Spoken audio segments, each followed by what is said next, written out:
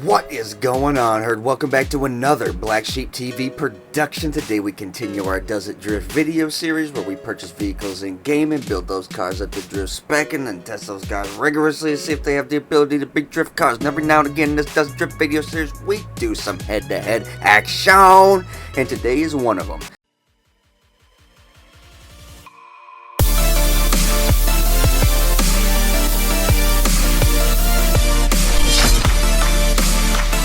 And today is an inevitable one that I've been waiting to do for a while, but I figured, this might make for a little longer of a video. I've had a lot of editing on my hands, cutting 4 videos a day the last week. So, you obviously can tell in the thumbnail what we're looking at today. In the red, get off the phone, Lester, damn it, in the red corner. We got the Redwood Gauntlet, alright guys, and this is a pretty well-known car. My controller's giving out. And this is a pretty well-known car to drift in the game. So then, in the blue corner over here, we have just the stock model Gauntlet. And we're going to see what the differences are. So we're seeing that top speed mark a little bit lower, the acceleration all the way up, braking and traction with 1 bar down. And man, that looks pretty much the same. A little less traction. No, looks pretty much the same to me. Looks the same to me, guys.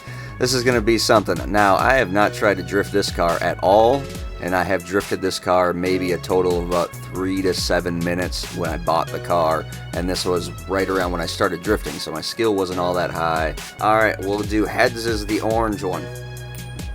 Oh, I hit my mic with it. It's heads. So we are starting with the old stock model Gauntlet. I was really tempted to just stance it up right out here and just give you a video right out in the parking lot, since this is a great drifting parking lot, just nice and open, nothing to really hit.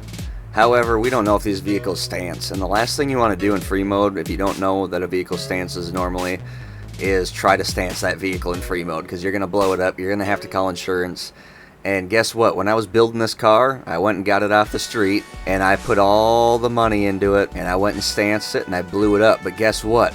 I didn't have my tracking or my insurance on it, so I had to buy another one and upgrade it. Oh my god. Anyways, we're here now. We're doing this, and we're going to do it the right way. We're bringing it to the track. I'm back. I'm raring to go. I'm running on 4 hours of sleep, and I haven't slept in...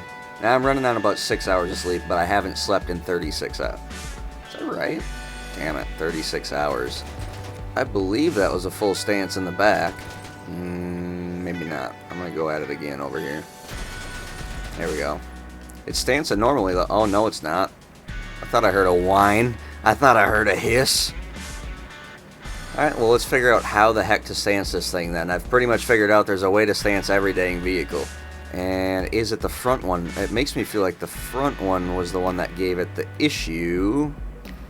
Let's try to stance the rear. Okay, so the rear stances normally. It's no issues.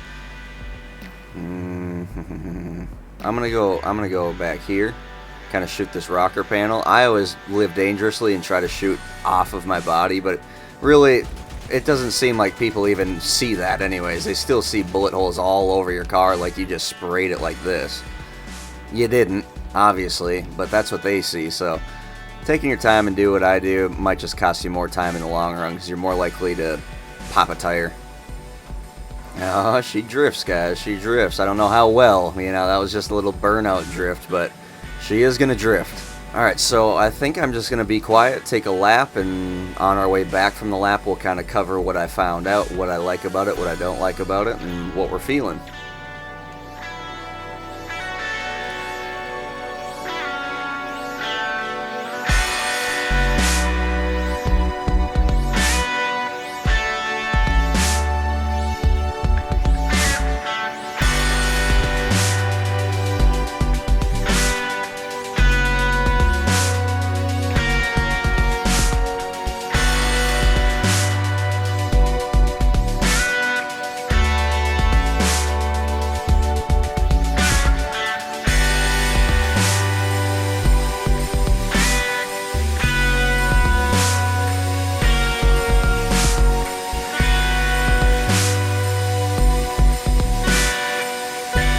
Pleasantly surprised. I'm not doing very good on my drift skill-wise, not playing in 5 friggin' days, but 4 days, whatever it actually was, but it drifts, and she drifts surprisingly well. She's a speedy one too. She likes to take off, kind of grippy, but really slippery. That doesn't make any sense what I just said, but it does in my brain.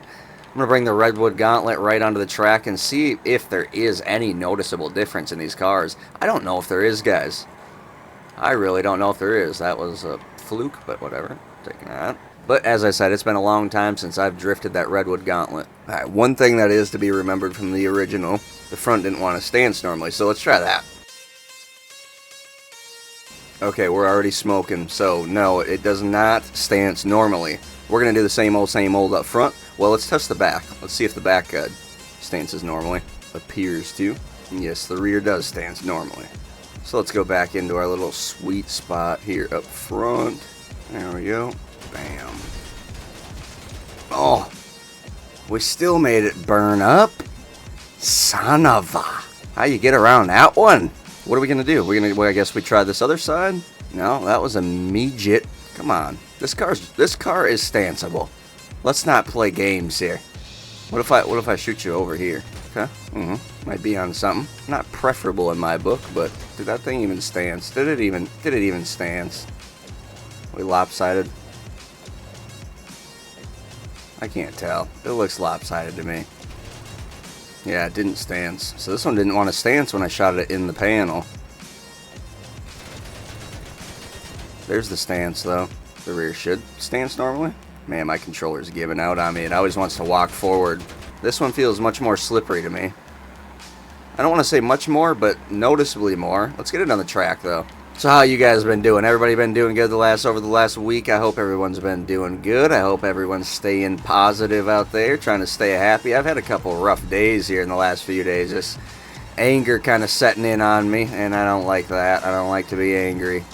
But we're getting over the nonsense. You just got to get over it. You got to walk on one day at a time.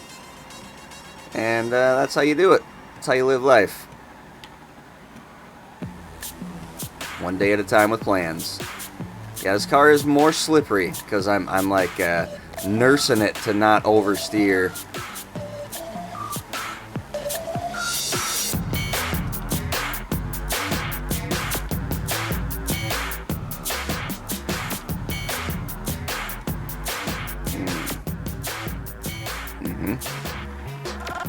Both great cars. I'm not taking anything away from either of them yet. I'm not. I really am not. This one was kind of a pain in the butt to stance. Now, why? Is it user error? Maybe. Maybe user error. I'm not going to put myself out of the blame circle on that. However, you know, it's always easy to rule out those other things first. This car did act up. It did act up. Stance alright with the quarter panel. Stance alright up in the skirt on the left, but then on the other side it didn't want to stance with the skirt.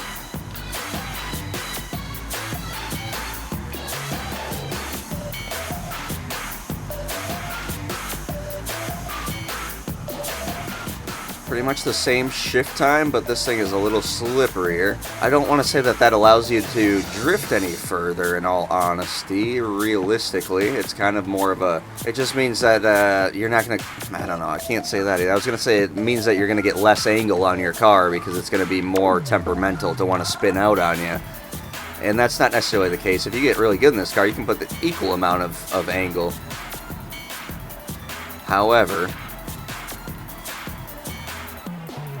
She is slippery, she is slidey. Let's whip it around here, and let's get these things some grades, shall we? Let's take it back to the garage. Now, for all of you that are actually still watching this video, waiting for the score on these two, please listen until the end of the video, because I'm going to be telling you guys a little bit about what's coming up this week, and it involves the team platform, the team layout, okay? So let's get into grading these two beasts, shall we? Let's start off with the one we started with, just the stock base model. Well, it wasn't stock, it was fully upgraded, drift spec, but the base model... The base model Gauntlet. The base model Gauntlet. But just the base model Gauntlet. Cost on that thing, as I said from the beginning, if you can pick this thing up on the street, do it. And it's one of the most common spawning vehicles in the game. If you don't find this car right away in the session that you're in, and you just, like, find another GTA Online session, do that a couple times, you will find this car. It will spawn. This and the Dominator are very, very prevalent. Now, this one proved itself to be much different. So let's put this thing in that $120,000 to $150,000 bracket for a drift car once you pick it up on the street. If you have to buy it, it's not very expensive either. If you have to buy it or want to buy it, it's right here for $32,000 on Southern San Andreas Super Autos. Either way, that suits your bill. It's going to be in that bracket, and what you're getting out of it is good. It's very good. So I am going to give it a 9 there. It is good. Now, the things that are weighing against it here is the stancing is a little bit odd, and it's in the muscle category, which leads against most of your competitive drift events are going to be in that sports class. But however, Black Sheep drift events are going to change. Some of them are going to be sports classics. Some of them are going to be muscle. Some of them are going to be this and that. So that's just more in the future. Of course, that's going to bring us into driftability. Driftability it's good. I like the driftability. I am going to give it a 10 on that. I'm not going to hit it at all on that. It shifts a little easy. But that's going to happen in GTA, as I said over and over in every episode if you're following them this far.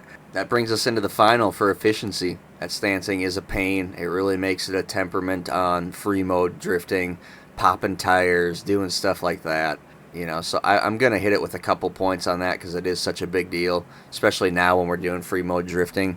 And on the other hand, there's not a lot, there's really nothing else going against it. How else do I say it? It's a pretty dang good car. She stanced up and she drifted.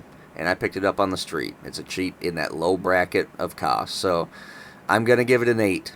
She's getting a 9 out of 10 and an 8. 27 out of 30 on the stock Gauntlet. That is surprising. The Redwood really gave me hell on that stance. That's the big difference that I noticed, and it is substantially slicker. Now, I don't know if that slickness comes from... It obviously comes from the added power, because there is no difference in traction, and there's no spoiler on the other one. So long story short, it has to come from that additional power, which is odd because you'd think acceleration would be what's affecting you in first gear. Let's not get into the physics. GTA logic, So cost, I don't know if everybody's available to get these. I should look on my other account and see, but for me it pops up for free. But I know this is my original account that I switched over from Xbox 360 a long time ago, and it allows me to get all 4 of these vehicles for free. So long story short, it's free to me. Even if I have to pay for it, that's the only way to get. It's the only way. What do you just sit down?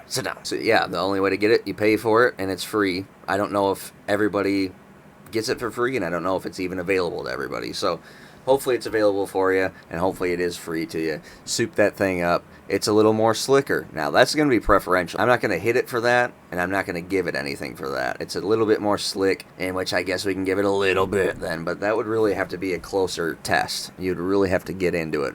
We're not quite getting that intricate on it. We get pretty intricate in this, but we're not looking to spend a half hour testing one little thing and making sure that we can prove that thing. This is already going to be a 20-minute, 25-minute video. Doing a head-to-head, they're always 25 minutes, and I'm blabbering on today because I haven't been on for 4 or 5 days. So let's go right ahead, and for the cost, since it's free, and everybody that is going to get it likely is going to get it for free, I'm going to go ahead and give it that same mark. Since the stock model is so accessible as well, I'll give it the same. We'll go 8 on cost of what you're getting out of it. Driftability then. Driftability seems to be, like I said, preferential, but we gave the last one a 10. We're not going to hit it. We're going to give it a 10. So she's getting a 10 on that one as well. And then bringing us into efficiency. And I hope that was just my personal experience with the way that thing stanced up. And I hope that you maybe have a better way of stancing that thing out there. But that thing gave me a little bit of hell, and I am not too happy about it. However, the front smoked when you stance it normally. Same with the stock. The rear, it stanced normally. Same with the stock. However, it was just a little more temperamental in the front. Do you hit it for that? I don't think I can. I think I'm giving her the same score here, guys. So they're going to both walk away with a 27 out of 30. Before you go, guys, 27 out of 30. There's so many damn cars on the list now, it's hard to even show them, but I think I'm just going to talk about it. I'm just going to show the bracket and talk about the bracket in one separate video in the upcoming future when we hit the 30th episode. And we'll go over what everything is scored, and maybe if some things need to be re-ranked, we'll bring them back. But let's talk about what you can expect to see coming up in the upcoming days here. So my goal is to come out with at least 4 videos this week. 2 of them are going to be oriented around teams. The amount of people, you know, do you need this, do you need that, what do you really need to be a team, what does it mean to be a team, all those things. Those will all be gone over in a video, and then also beginning to talk about the basic platform of what I'm looking for a team as well. Not releasing my team, just talking about a basic start to it. And then also, since this is technically last week's Does It Drift and I'm giving it to you on your Monday, I'm going to give you another Does It Drift at the end of the week. It's going to be just one kind of fun, not a car that you would expect to see out on the drift track. Long story short, you'll see it. You'll see it at the end of the week as the normal Does It Drift is usually scheduled Saturday, Sunday area. That's what you can expect to see. Also expect to see some more fingerboarding coming up. I got my buddy Sloss starting a channel, so he's going to be covering skateboarding and fingerboard, and that's going to get that on a little bit more rapid of a regimen. So I appreciate every single one of you guys tuning in, liking, comment, subscribing. I definitely appreciate you if you're still listening at this point in time, listening to me babble on and on and on. If you're still listening at this point in time, comment below. I thank you. As always, I hope every single one of you stay happy, stay positive, and we will definitely speak to you next time.